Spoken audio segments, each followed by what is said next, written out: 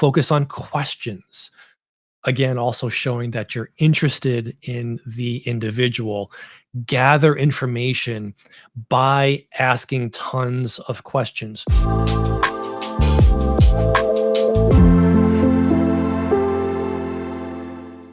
Be confident, but not arrogant.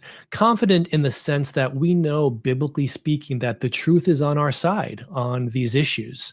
So we can stand with confidence of the truth of the Word of God and the biblical context.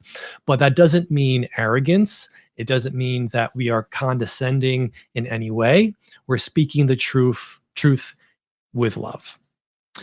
We want to be smart. We want to have enough background information to understand the issue well.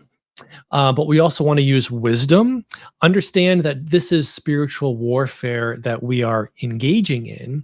And the people who are protesting in favor of Hamas and the Palestinian movement, the anti Israeli crowd, remember that there's deceit that is involved. We have a large number of people around the world who are under that anti Semitic deceit.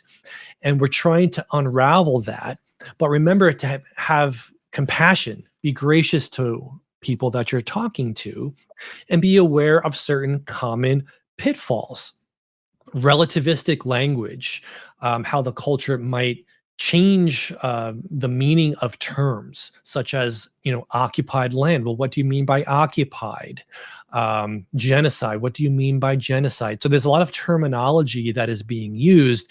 It's so important in conversation to try to understand, well, what exactly does the person you're talking to, what do they mean by that? So you have to ask them and reflect it back, listen actively, be kind and be patient, courteous, all of those things, but try to get to an understanding of how terms are being used. Otherwise, you might go off in a totally different direction. I think we need to understand too, some people are just not ready or willing to have any conversation at all. There's just anger, they're just yelling, they're in your face, they're not interested in anything that you have to say. Um, Part of wisdom in that context is to just pick your battles, just walk away. That's just not the time to engage somebody who is in that state of mind. So just remember that's okay. We're not trying to be forceful with people who are just not willing or interested to engage in conversation. Here are some general guidelines that I'd like to give you in a little bit more detail. Always be super friendly. And what helps build a rapport is to, ask the other person's name. Hey, I'm Mike, I'm Joe, I'm Barb. Just be super friendly and, ask the person's name and then use their name. That draws people in and helps show them that you're truly interested in them and their view, how they think and feel and why. And that is going to really go a long way.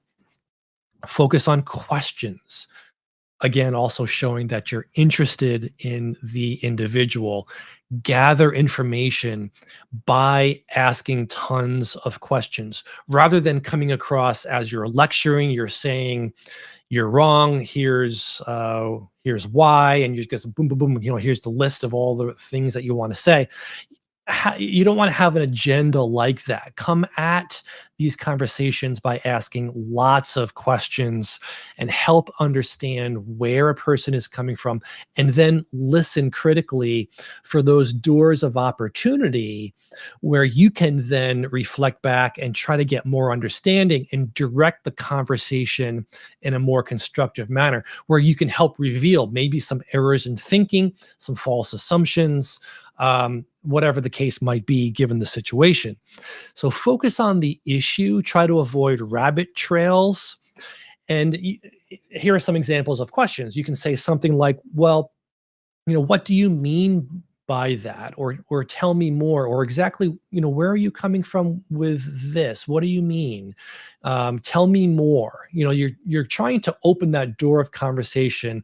Let the other person lead and tell you what they're thinking and why.